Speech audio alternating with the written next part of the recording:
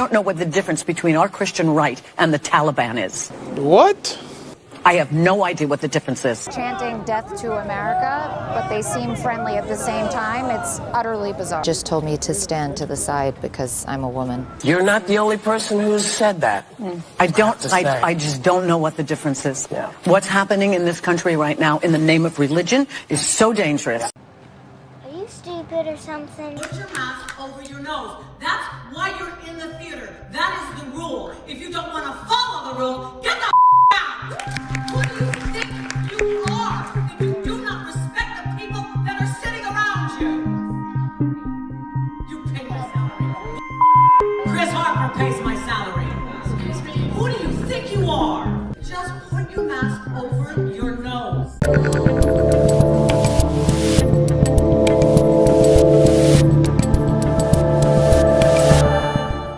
Is the Rubin Report. It is April 20th, 2023. That's right, it's 4:20. If you're watching this from Manhattan or any other big blue Democrat city, just walk outside, take a deep breath, get stoned, and get back in here and watch the show. I want to thank my man Brock for putting together that little cold open for us. That crazy lunatic that you were watching right there, first on The View and then on Broadway lecturing somebody during COVID, that is Patti LuPone, who is a Broadway actress, somehow comparing Christians to the Taliban.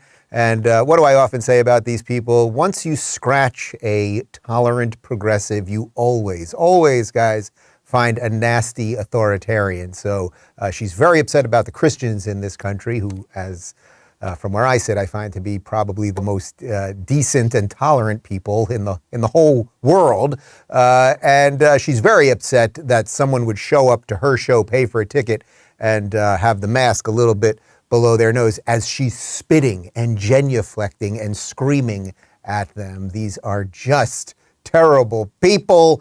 As always, guys, we've got a post-game show if you want to join us at the end of the regular program, RubinReport.locals.com. And before I get to the show today, I want to tell you about a dream I had last night because it was so bananas, yet so connected to what we do here.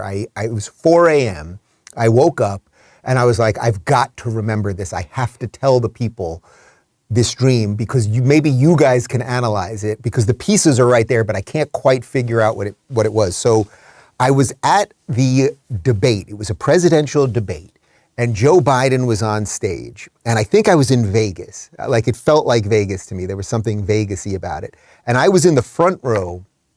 Joe Biden was on stage, and there was a big table, like a dais of people, but all the other candidates were just regular people. So it was Joe Biden and a whole bunch of regular people. And I was sitting in the front row, very close to Joe. So he was maybe 3 feet in front of me.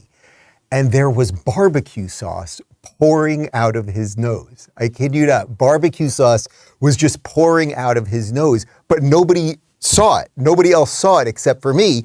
And I was trying to take pictures with it, but my phone wouldn't take any pictures. It wouldn't let me take pictures of video. So I'm watching the barbecue sauce pour out of Joe Biden's nose. He's standing right in front of me. I can't take a picture. And then he walks backstage and nobody even notices still. He walks backstage, and here's where it really gets weird. He comes back out and he's Joe Biden wearing a Joe Biden costume. And he's dancing to Oh, What a Night by Frankie Valli and the Four Seasons. You know, oh, what a night. And then everyone on stage starts dancing to it. And then I woke up. Like, what the hell is that? Joe Biden, what's the barbecue sauce pouring out of his nose? I mean, we do grill a lot around here, so it has something to do with grilling and smoking meats. A whole bunch of people not really noticing, I guess, that something's wrong with Joe Biden. But then he comes back in a Joe Biden mask. And, you know, I listen to a lot of Frankie Valli, so like that sort of makes sense. But there's some piece of this thing. Help me, people. Please let us know. If you're in the locals comments right now, I'll read a couple of them at the end during the post game. And if you're playing along on YouTube, please join us, or Rumble.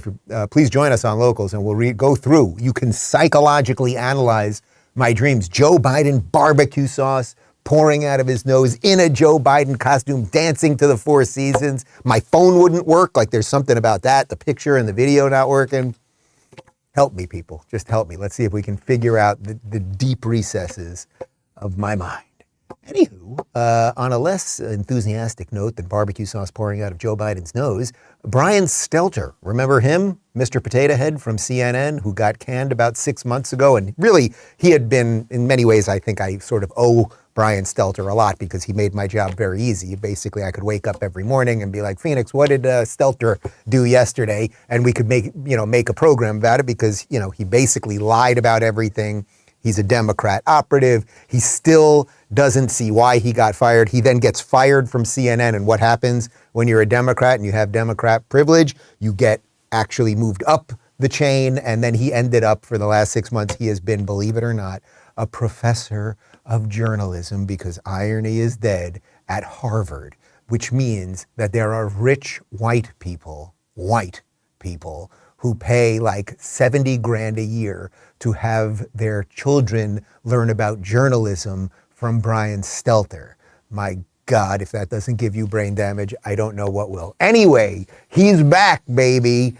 He went on Dan Abrams Live. Dan Abrams, who was once an MSNBC guy, has done some other things. I don't know exactly where his show airs now, but he brought Stelter on to talk about what has happened to Stelter. And I just thought it will sort of lead us to a lot of things that are going on with the machine and how some of our politicians starve the machine, some of our politicians feed the machine. And if you, as a leader or a want-to-be president, let's say, rolling into 2024, if you don't know whether you're supposed to starve it or feed it or how to behave accordingly, it's going to eat you alive. And I think we have a very stark and obvious choice when it comes to that on the Republican side. So we're going to do all that. We're going to do a Rubin Report Locals community Q&A and I don't know, maybe much more. There's only one way to find out. Maybe barbecue sauce will start pouring out of my nose. Who knows?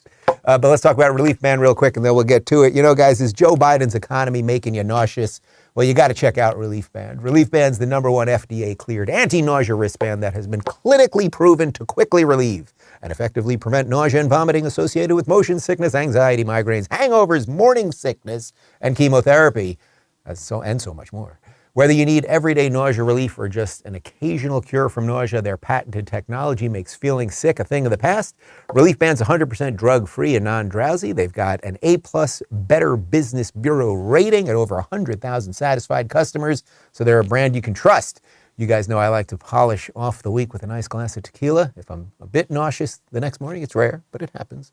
I'll just throw on my Reliefband and the post-hangover nausea's gone. So if you want a band that actually works at relieving your nausea, check out Reliefband. We've got an exclusive offer just for you guys. If you go to reliefband.com, use promo code Rubin, you'll get 20% off plus free shipping and a no questions asked 30-day money-back guarantee. Reliefband.com. Use promo code Rubin for 20% off plus free shipping.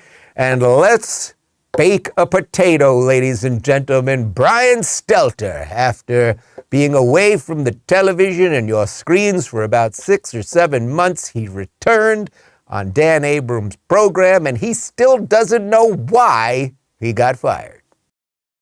I want to ask you about leaving CNN. You relatively recently, left CNN. And clearly they kind of pushed you out as they announced they were. I've embraced the F word, Dan. Fired. You got fired. Why do you think you got fired? I don't know. Really? You really don't know? I really, truly don't know. I know I had a popular show by CNN standards, and I know that it was pretty cheap to produce. But I also know every show gets canceled eventually. Sorry. Knock on table, okay? Yeah. Every show gets canceled eventually, and so I was content with it. But I think what CNN's trying to do is what I just said, lower the temperature, lower the volume. And I'm rooting for them because we need to have a lot of news networks in this country. We need a wide variety of news sources that are just trying to gather the facts. The CEO, Chris Licht, has talked about wanting to emphasize news, for example, over opinion, right? And do you think you represented the kind of opinion, particularly from the left, that Chris Licht wanted to distance himself from? Because I think that's why he ended up letting you go. Well, I'm just going to let you say it then. Yeah. I think we were doing really fantastic journalism at CNN for the 9 years that I was there. I also think Fox News really enjoyed making me a target and using horrible names about me and all that sort of stuff that happens in the cable news wars. And I think they enjoyed seeing me leave CNN. We think that part of the reason that he got let go was because Fox News was constantly making fun of him. Yeah, look, that's something that I wonder, but I'm very happy, content not knowing exactly what happened. All right, first off, I'm going, believe it or not, to give Stelter a little credit. As Dan Abrams is beginning the thing, and he's like, you parted ways, like he's being kind of soft-shoed with the thing. Stelter is fully like, yes, I got fired. So I will give him credit where credit is due. He doesn't know why he got fired, and Abrams makes the point, you probably got fired because you're obviously a lefty. Stelter just can't come around to that. He still, at this point, thinks he was, let's say, fair and balanced, a phrase from another news network, when he obviously was not. He was a Democrat operative. He was a total part and parcel of the machine, always giving it what it wants, and he was always getting everything wrong. You're not going to believe this, guys, but we've got proof. That would be funny if it wasn't so insidious, ginning up hate. CNN is so much bigger than any single individual. Too much of the U.S. media chatter is distorted to the point of being dishonest. Don't be so hateful. Is that too much to ask? I don't know. Maybe it is. Trust in media. Has CNN lost trust? We're living in two different realities, supported by two different news worlds. It's almost like we need two kinds of newscasts, or two versions of the weather report.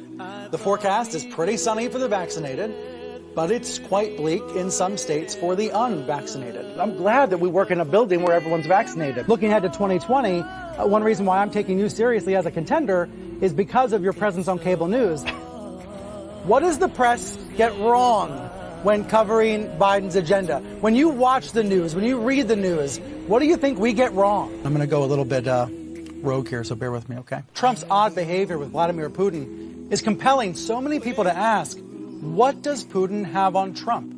Has Trump been compromised? When you see entire media companies essentially exist to tear down Joe Biden, is there an equivalent to that on the left tearing down Trump? Reducing a liar's reach is not the same as censoring freedom of speech. Freedom of speech is different than freedom of reach. The media organs that profit from conflict are on a crusade now, working overtime to demonize Disney, claiming the company is indoctrinating and sexualizing children through movies and TV shows. Sorry, just it pisses me off. And, for all we know, these emails are made up, or maybe some are real and others are fakes. We don't know. But we do know that this is a classic example of the right-wing media machine. I want to know which one you watching this right now laughed the most at, felt was the most ridiculous, because we were all having different reactions to all of them. The one with there's a right-wing media trying to destroy Trump. Does that exist on it's all so insane. And all of the lies related to COVID and Psaki, how can we help you more? And all of the stuff. But what he did not realize was that if you just give the machine what it wants, you are just a piece of the machine, and the pieces of the machine always have to be replaced. And he was a very replaceable piece in that machine, because if you don't do something that is true and unique, then you're very replaceable. It's as simple as that. But interestingly, his little return there, to talk about Stelter in a sort of broader sense, to not really make it about him, he does represent something. He and the people like him, the Rachel Maddows and all of the clowns at CNN and MSNBC and the Joy Reids and the Don Lemons, the cast of characters, they actually do pose a threat to, I would say, freedom, to liberty, to conservatism, to those of us broadly speaking on the right, because they're always lying about us. And then, as we've been really laying out on the show the last couple of days, they demonize people to the point that we start losing culture too, because then the TV shows are going against us and the movies are going against us. And then over time, what happens is you have a bunch of young people growing up not knowing the differences between boys and girls and believing the nonsense that they are hearing on these things. So Stelter is the epitome of what the machine does to people who don't take a stand, don't be an individual and fight for actually what is true. Now, I want to connect that to something else, to what's going on in the sort of racehorse politics of 2024. Because if you, as one of the candidates, do not know how to properly deal with that machine, then you're actually just going to strengthen it as it drowns you. Meaning, if the machine is always lying about you, Let's take Trump, for example. If the machine is always lying about you, if corporate media, CNN, New York Times, blah, blah, blah, blah, blah, if they're always lying about you, but you're always talking about their ratings, or you're always going on their shows and always attacking them, you're actually keeping them alive. You are thus part of the machine. My argument at this point would be, it's not that Donald Trump is part of the elite, in a sense, but he is part of the machine because he feeds the machine, right? Now, DeSantis is doing something different. He's not feeding the machine. NBC, we played a bunch of clips on this. You guys know this. NBC lied about him so many times and lied about this ridiculous African-American studies course that they were going to push woke gender ideology into. And then, Andrea Mitchell sat down with Kamala Harris and said to her, what is it that Ron DeSantis doesn't want people to know about slavery and black history and civil rights? And it was just like one of those times where they just lie and lie and lie and lie. And finally, DeSantis' campaign said, we're just not talking to you anymore. We're not going to take you serious anymore. So he's starving the machine. I personally think we are at the point now, I think we've been at this point for quite some time. We just don't know how to fully embrace it, I would say, or fully get to the other side of it, where the online media, whether it's Crowder or it's me or it's Rogan or Shapiro or all of us or whatever the version of it is on the left, we have so jumped ahead of those guys in terms of reliability and decency and something hopefully funny and amusing and worth your time and all of those things, that we have to let it go, and Trump keeps feeding it. So now I want to show you just a couple of videos here. This is DeSantis talking about how much he's accomplished at governor and sort of how he's gone about doing it. You know, we also just made it very clear, when you're going into executive position, you're the one that kind of makes decisions, and you got to make good decisions. You know, you can set the agenda, and it's all very important. But you just doing that isn't enough. You got to have people in the administration who share the vision and who are going to put kind of the agenda ahead of their own agenda.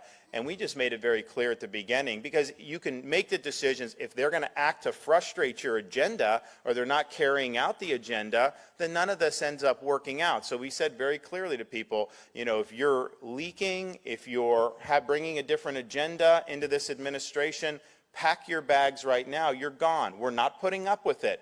And the result is that we've had over 4 years, we don't leak to the media. There's no palace intrigue, very little, there's no drama about anything like behind the scenes. All it is just daily execution of the mission.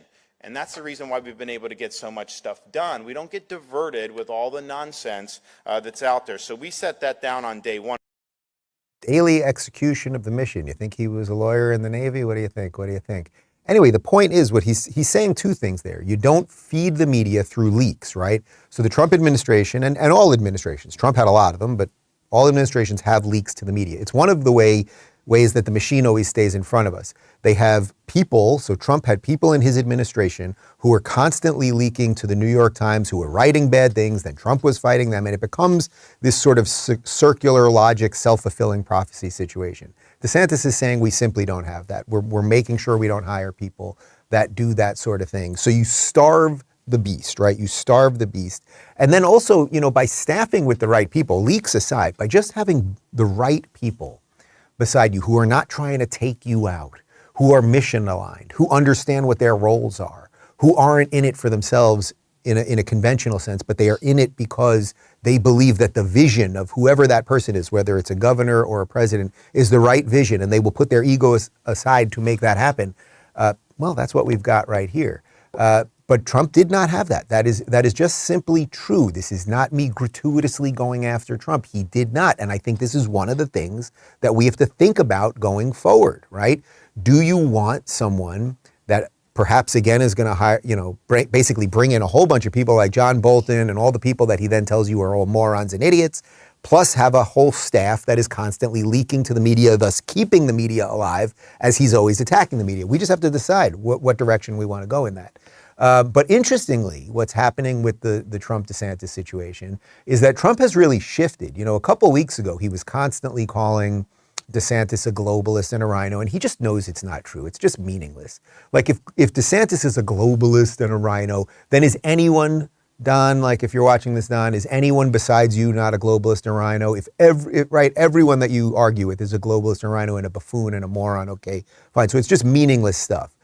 This is a guy that he endorsed twice, that he lives in his state and all that, but he's shifted from saying all of that kind of stuff and basically saying he's cheating on his wife and like all the over-the-top stuff. Now he's just trying to get him not to run, and I think that that's an interesting shift there. He's realizing that the over-the-top attacks are not working. So notice the tone change here. This is from yesterday. Ron DeSantis is a young man who is not doing well against me in the polls, to put it mildly. I believe that if he decides to run for president, which will only hurt and somewhat divide the Republican Party, which we don't need, he will lose the cherished and massive MAGA vote and never be able to successfully run for office again. I believe that. If he remains governor, which is what Florida voters assumed he would do, it would be a whole different story. Just saying. But who knows? You really need to understand, guys, and this is just the truth. And look, I know a huge percentage of my audience is on the Trump 2024 train. And again, there's a good chance I'll end up voting for him. And you know all my disclaimers related to all this. But you really need to acknowledge a truth here, which is that this is the first time we are seeing Trump absolutely quaking in his boots, afraid of another candidate. He did the attacks on Rubio, and he crushed him in 3 days. He did the attacks on Cruz, and it crushed him in 3 days. Now, both of those guys ended up being huge Trump backers once Trump was president. So a lot of this is just racehorse politics, and everyone should make sure their feelings aren't too hurt. But Trump has never had a situation like this where he did all of his, garbage attacks on somebody and the over-the-top name calling and all the other stuff and got pushed back to the point where now he's basically begging him not to run. And if you really didn't fear the guy, you wouldn't care if he ran. But notice he's not attacking Nikki Haley. He's not attacking Vivek. He's not attacking Mike Pompeo. He's not attacking Tim Scott or any of the other people that might get in there. But every day he's going after DeSantis because he sees, I think, what I see and what you see, which is that a whole bunch of people are like, wait a minute, we're done with the show. We want competency, clarity, and communication. And that basically is what DeSantis is offering. We can actually skip we were going to show a couple tweets on that I put out about that, but I think I summed it up fairly well right there. I'll let you guys be the judge on that. Anyway, again, I don't say all of this to just add fuel to the fire of the fight here, but I think it is important to acknowledge what's actually happening in real time. 3 weeks ago, he was all in on the crazy over the top attacks, and now he basically is saying, please don't run, please don't run. And it's not because I fear you, but it's like, yeah, it is because you fear him. I'm getting some breaking news right now. Is this right? BuzzFeed, remember BuzzFeed? It is shutting down and going out of business as of today. Wow. I mean, that's great. That's great. I mean, BuzzFeed became largely irrelevant over the last 5 years. Have we ever sourced a BuzzFeed article once on this show? But BuzzFeed was sort of at the nascence of the internet when, remember, everything seemed cool on the internet. What are your 5 favorite colors of blue? And what are the 5 favorite vegetables you like? And do you like butts more than breasts or and they were basically data mining everybody to see all our habits. So God only knows what information they stole from us on their way out the door. But watching a thing like them collapse is quite good, and I would say also a good sign for all the independent creators out there. On that note, let's get to the Rubin Report .locals.com community Q&A. Rimfire says, why is the T part of the LGB anyway? Who added the T? Is it because of its letters? I don't see what the T has to do with the LGB anyway. One is about sexual attraction for males or females, or either. T is about not feeling comfortable in the body you were born into. What are your thoughts? You are completely right. I actually tweeted something about this this morning. The T's have nothing to do with the L's or the G's or the B's. There is a stark difference between sexual orientation and having a disconnect between your psychological state and your physical body. I have no more in common as a gay person. I have no more in common with a trans person than you as a straight person. I am not disassociated from my own body. I am not trying to change my body in any way, right? I'm not trying to deny biology in any way. I think that's really the key part of this thing. Now, somebody may be watching this and be like, well, I don't like gays. I don't like the idea that you could be attracted to the same sex, blah, blah, blah. Okay, but first off, I'm not asking anyone permission to live my life, right? I want equality and nothing else. But the way they have combined these things, and I think you can even go a step further, the T's are actually actively at odds with the L's and the G's and the B's, because it is the T's that want a young, potentially lesbian girl who is, let's say, 12 years old, who maybe is a bit more of a tomboy and likes playing softball and getting out there with the guys. They're the ones who want to chop her breasts off and transform her into a boy, right? It is the T's who want to take the young, effeminate boy who maybe likes art and music more than, video games and G.I. Joe, and turn him into a girl. So there is no group of people at odds more with the gays than the T's. This is a huge problem. I also hate the phrase community. Like, there is no community. I have a couple gay friends. I don't think they're better or worse because they're gay. That's it. I don't think people are walking around hopefully choosing me as a friend based on that. It's just absolutely, utterly irrelevant. And you are much more than your body parts, believe it or not. Prusky says, isn't it ironic that some people have fled other countries to come to the United States to get away from socialism and communism? Now some people are fleeing other states so they can get away from what the Democrats have done to some of these states of which they are fleeing, sort of like socialism and communism. I can tell you very clearly, being here in Miami, where we obviously have a huge Latino, not Latinx, community. Imagine walking up to like my Cuban gardener and being like, are you Latinx? Ridiculous. Rolando, if you're watching, I love you. Being here in Miami, where we have a lot of Cubans, obviously we have Venezuelans, there's just such an interesting, vibrant community here. The Cubans especially, because Cuba is so close, obviously, to Florida, and the endless stories of fleeing Castro and everything else, whatever generation immigrant you are, they have such a love of freedom. It is so absolutely spectacular. As a matter of fact, last week, I spoke to the young Republicans of Miami at Calle Ocho, which is a legendary Cuban bar that was founded probably, I don't know, maybe 4 decades ago by a Cuban refugee. And they have all his artwork that he had to send on a boat from Cuba, and the boat sank. And it's like a whole bunch of crazy stuff. But a lot of the young Republicans are Cuban. And it was just great to be around people that just have freedom is in them. They know what's in them. And unfortunately, what happens is in these blue states, you get often, it is the liberal white person who's 5-7 generations American, who has no idea what their ancestors fled anymore, that starts importing the very ideas that their ancestors were indeed fleeing. It is ironic and ridiculous. Nick says, did Tyrus reach out to you after your interview with Kat Timpf to assure you that he does not actually hate you? So for those of you that have not seen the interview yet, we just put it up. My interview with Gutfeld's co-host, Kat Timpf, and as you guys know, the other co-host is Tyrus. Tyrus and I've always felt there's some sort of tension there. One night we did years ago, me and Tyrus and Gutfeld and a couple other the guests and some producers went out and we got into a majorly heated political debate. It's not even important what it was about, but it was hot. Like at the end, it was almost like people getting up and fists clenching. That was sort of the end of me and Tyrus kind of hanging like that. But when I do the show, I always just get the impression that he hates me. But then we'd go ahead and do the show. I guess if I had to fight him, I could probably body slam that guy. What do you think? Yeah. Thank you, Phoenix. I could definitely no, Connor, no, you can't body slam Tyrus. Well, I would try. I'd probably get a hernia. That would be an automatic hernia. That would not be good. Cam says, have you thought about interviewing Robert F. Kennedy Jr.? He's been on several podcasts, but don't know if he's been on any lefty media outlets. So Robert F. Kennedy Jr., obviously from the Kennedy family, he has been basically the most outspoken public person against vaccines, mandates, the pharmaceutical industrial complex, the whole freaking thing. Have we reached out to him? I think he was on our master list. All right, we're going to follow up on that. Let's follow up on that today for sure. I would love to have him on. I guarantee you one thing, guys, there is zero, and I mean zero, not white supremacy zero, I mean regular old zero chance that they will let Biden get on a debate stage with him. Biden is obviously the presumptive nominee.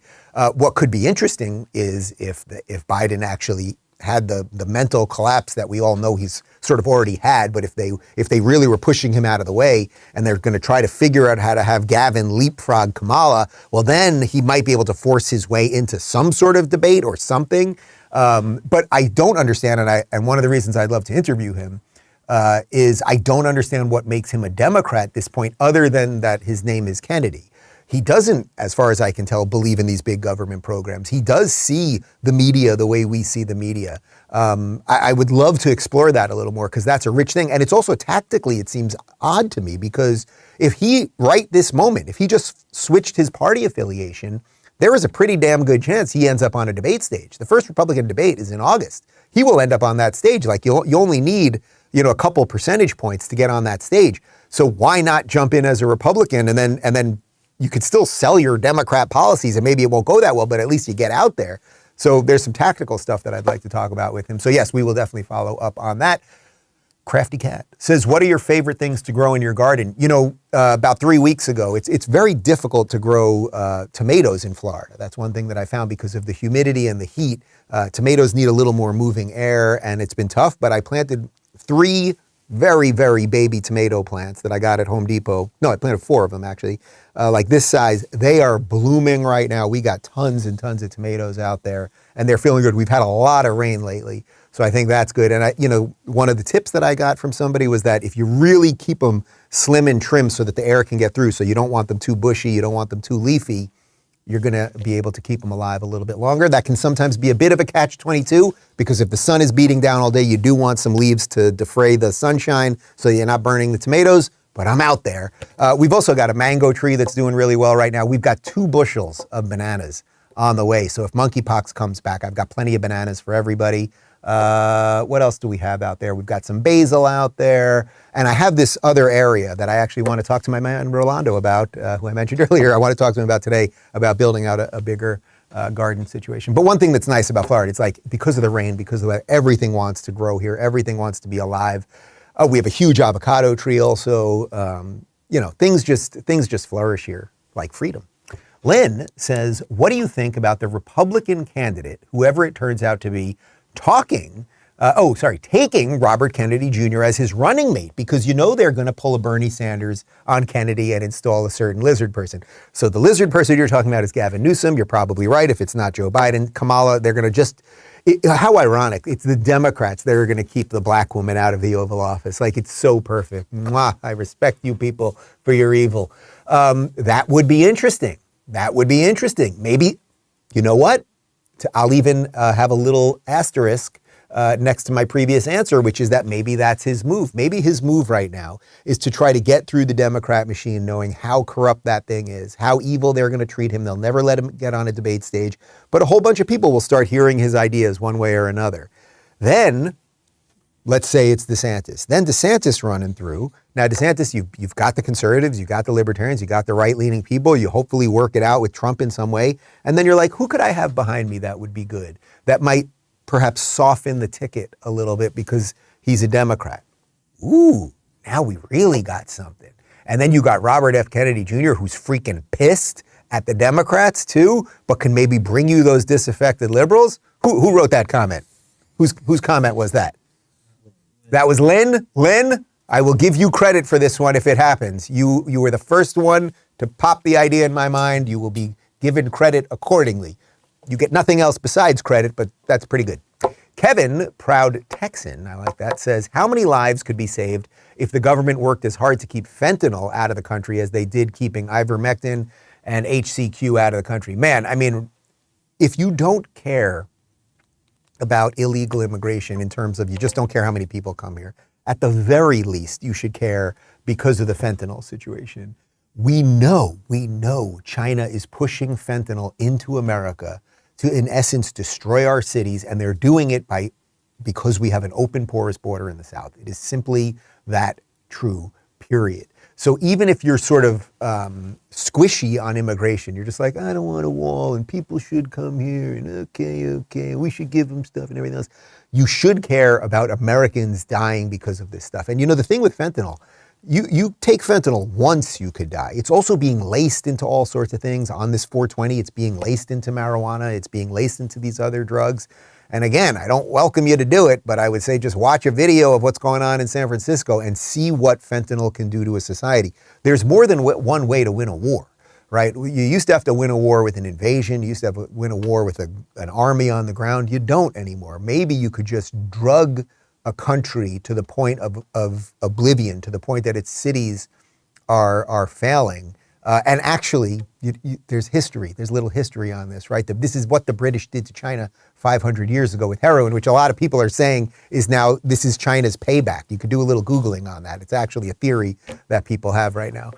Oak says Anheuser-Busch has lost $3 billion in value since Bud Light woke controversy began at the start of the month. Does anyone get fired? I heard it was about $7 billion in market cap, but the market may have readjusted already or something. Does anyone get fired? Probably not, because once wokeism is in these companies, the problem is that you start hiring so many woke people that if you fire one, everyone else will try to take your company down from the inside. This is very much what Elon Musk had to deal with at Twitter. Now, he's a unique personality who was willing to take the hits on that, and 80% of the people who worked at Twitter before he bought it are now gone. I don't know that Anheuser-Busch could deal with that. But they have seriously screwed themselves. I think this is the type of, I don't even want to call it a boycott. I think this is the type of movement that will stick. People have just had it with this woke crap. And if you would have said to somebody 3 years ago, Bud Light is going to be sponsoring this cartoon character of a woman who's actually a man, you would have been like, what the hell are you talking about? Bud Light? Like, Bud Light is for frat guys to drink while they're being held upside down by their friends over a keg. Right? Like, that's what it's for. Right, Connor? Yes. That's what it's for. Right, Daphne? Yes. That's what it's for. Not for the trans person who again, there might have been some version of this that could have worked. Like some little nod to Gay History Month or whatever the hell they call it, Pride Month. There might have been some way to do it. By the way, they've been doing it for years. I'm pretty sure Anheuser-Busch and Bud Light, they all sponsor all the gay parades and everything, and everyone kind of sucked it up, no pun intended. But once you went this far with this person who is a cartoon character of a woman, the worst caricature of a woman you could possibly come up with, people have had enough. I think it's going to stick, and there are plenty of other great beers out there. Mickey says, what's your favorite car that you've ever owned and why? The easy answer, I have this Tesla Model X. This is our second one. We've leased them. So we had a 3-year lease and now we're in the midst of, we updated the car and we're in our second 3-year lease. I like the idea of sort of getting the newer update every year. It's obviously not the cheapest way to do it. And with the Tesla, it's probably not the smartest way to do it because the Teslas of 5 years ago are still going hot on the market. It's very hard to get new cars and people still want the Teslas of 5 years ago and everything else. So buying it would have probably been a better financial decision. But if you have not driven in a Tesla, it is so cool and smooth. And the screen is all digital and everything about it feels right. I have never once, I can correct that. Only one time have I ever had to take the Tesla in for service. It wasn't even an issue that I was having in the car. They had like a generic Tesla update. But even the way they do that is incredible. You drive the car to a parking lot. That was about 10 minutes from my house. You leave the car there. You don't even see a human. And then somehow once you leave your car there, your car knows that it's there. They text you a credit on Uber so that you can get a car ride home. So you don't even have to pay for that. And they give you another credit the next day so you can go back to the parking lot and pick up your car and you don't even see a person. Like the whole operation is so smooth and clean and the car is just brilliant. You got the front trunk because there's no engine in there. It's just absolutely beautiful. I know it's pricey, but I really do think it's worth it. Smithy says, read the Connor theory. Does Connor have a theory about Zoe Zephyr, the transgender Montana representative featured on Wednesday's live stream? Before I throw it to Connor, if you did not see the show the other day, Connor's been throwing around a theory for a while that the reason that Leah Thomas is beating all of these girls in these swimming races is because, as far as we know, Leah Thomas still has a penis. And Connor's theory has been that Leah Thomas is using the penis as some kind of propeller, okay? So he's getting an extra boost of speed using the propeller. So Connor, do you have an answer to that question? Do you think that Zoe was the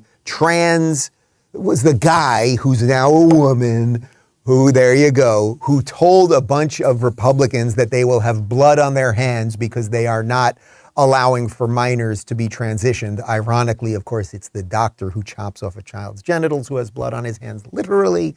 But I know, again, irony is dead. Do you have a theory related to this in any way, Connor? His dress designer has blood on his hands. Look at you with a little sass. Little sassy Connor today. Hot damn. Nate says, Dave, do you think the majority of the backlash against Anheuser-Busch is just about them sponsoring a trans person, or does it have more to do with this specific trans person? Oh, I guess I jumped ahead on that one. Yeah, I think there was a way to have, they've all been doing this. Banks, beer companies, everybody sponsors Pride this, blah, blah, blah. It's June. Oh my God, we're dancing with sparkles. And people, and nobody cares, right? Nobody really cares. They all pretend to care, but nobody really cares. This had, I think, specifically to do with this person. I don't care for Dylan Mulvaney one way or another, but Dylan Mulvaney chose to transition. Again, we don't even know about the full surgeries, but then become the worst stereotype of a woman, a shopping obsessed woman, the affect that he or she speaks with, all of those things. So I think it had more to do with the specific person. And also this moment in time, we're getting some wins against the woke, right? Like the DeSantis Disney thing is the best thing. Well, school choice happening all over the country right now. That's a good thing too. But we're getting some wins. And I think people are starting. It's what I'm always talking about on the show. You start getting some wins and then you might start standing up straight with your shoulders back. You might start going for more wins. And I think they just poked the bear one too many times. Olivia says, your enthusiasm for the Sunshine State is inspiring. My husband and I live in Philadelphia. I'm trying to convince him to move to Florida. We're taking an exploratory trip soon. He works in the world of wine and is very accomplished. He would need to find a good job. Any advice is helpful as to locations to visit / move, work, etc. So I'm glad I came across your channel months ago. I love it. Thanks for what you do. Well, first off, I hope you can make it happen one way or another. I do not know anyone that has regretted moving to Florida. I meet new Floridians literally every day, whether it's walking the dog or at the store or wherever I am. And it's you'll see. You come down here, and it's not just, look, I'm in Miami. Miami is obviously a very hot city, but Rumble's in Sarasota. I spend time on the Southwest coast. Like you go anywhere in Florida, the strip malls are all packed. There is business happening. People are out and about. The restaurants are all packed. Like you don't see just 5 stores in a row that are closed. You rarely see one store that's closed. I will tell you this, it's going to be tough to find a house because so many people are moving here and house prices are high, but hopefully you'll figure it out. And they're working on a whole bunch of infrastructure projects, escalating them to make building easier and faster and all that kind of stuff. As far as your husband's in wine, I'm going to do some thinking on this. Actually, one thing I've been thinking, as long as we're talking about booze for a moment, is I really want to start my own tequila. Everyone's got, George Clooney's got a tequila. Who was the guy that we drank his tequila the other day? Kevin Hart's got his own tequila. I feel like everybody's got their own tequila. Who else? Brendan Schwab has a tequila. He's got a whiskey. Everyone's got something. Dave Rubin's going to have a Dave Rubin tequila. And I'm going to tell you, this tequila is going to be good and it's going to be clean and it's going to be reasonably priced. We're looking at about $35. Okay? Patience. $35? You like the $35? All right, we're going to make it happen. Stay tuned on that. And good luck to you guys. And if I can help in any way, let me know how. Elizabeth says, since we just finished tax season, what are you hoping your tax dollars fund? I know I'm hoping it goes with something worthwhile, like paying bribes or funding foreign gender programs. Yeah, I really hope that mine are able to fund as many poor Mexican children having their wangs lopped off. That's what I'm really hoping for. No, it's funny. I sat down with my business manager yesterday and we were going through some tax stuff and we were going through our 3-month budget since being here. And when I look at those numbers and just see like what I would be paying to be living in California right now versus here, and that everything works here. They've got everybody so bamboozled about the state income tax. They've got us bamboozled about taxes in general and federal income tax and everything else. Here's where I can go on a real libertarian high horse situation. But everything in Florida is working better than everything in Cali, and we don't have state income tax. How is it that we're able to fund our schools? How is it that our roads are not collapsing? How is it that everything's working here and nothing's working there? Do you think maybe it's not exactly about the amount of money you take in, it's about the amount of money you spend? Do you think that might be it? And if you live within your means, not only you as a person, but the state you live in, that things can actually get better. So I really was like, I ended the meeting yesterday. I was like, I am never, I mean, I say it, I'm obviously not going back to Cali, but it was like, Lloyd says, with all the activities, family and business, any chance the third book of the trilogy will happen this year or early next? I am so freaking busy right now. I think I mentioned once, I've sketched out the basic idea for the third book. And once we did, it was Don't Burn This Book, Don't Burn This Country, you can kind of think as to what the title of the next one might be. And I do have a way of sort of, I think, bringing it all together. It's very much in line with some of the things that I've been talking about over the last week or so related to culture and politics and our behavior when you live in a system that seemingly is always going to drag you, sort of what you can do. So it's a little bit of an extension off the middle book. Right now, the time situation is just really freaking tough. Maybe, I think my best bet is we're going to try to figure out the Off the Grid August situation, but the first Republican debate is during August, and Rumble is the official live streamer, no YouTube. So I'm going to have to be there. We don't know the date yet. I'm hoping it's early August, and then I get to do some Off the Grid later August. That's where I could really start expanding on it a little bit more. But I would say, it takes a while to write and publish. We're probably looking at 2025, probably. We'll see. Tony says, which of your staff probably gets the worst targeted ads as a result of the Google searches that you have them perform? That's interesting. I feel like, I usually go to Connor for the drugs and the booze for some reason. And I feel like, Brock, I'm usually going to you on whose wang has been chopped off. So I feel like you probably have the worst of all the ads, right? Like when you're at home, you're getting some pretty bad stuff. Yeah, I've had you, Daphne. You've Googled a couple times. I hope you all have ad blockers. That's the point, right? Like, it ain't pretty. I'll tell you something, speaking of tech. Have any of you had this? I tweeted this out yesterday, but maybe you guys even here have had this. I just noticed that a whole bunch of my iMessages, that people that I've had long conversations with, Phoenix, the one that I have with you and the one that I have with you and Daphne, that we've had these conversations going for years at this point, gone. I have a new thread that started out of nowhere. Have you had that too? Really? So what the hell's that all about? Really? Weird. Ghosts in the machine.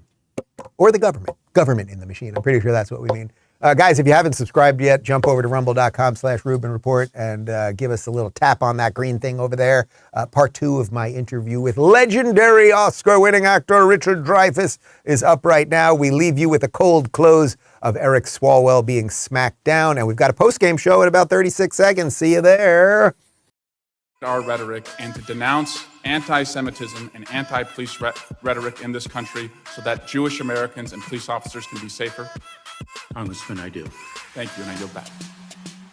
The gentleman yields, and now I recognize the gentlelady from Georgia, Miss Green. That was quite entertaining from someone that had a sexual relationship with a Chinese spy, and everyone knows it.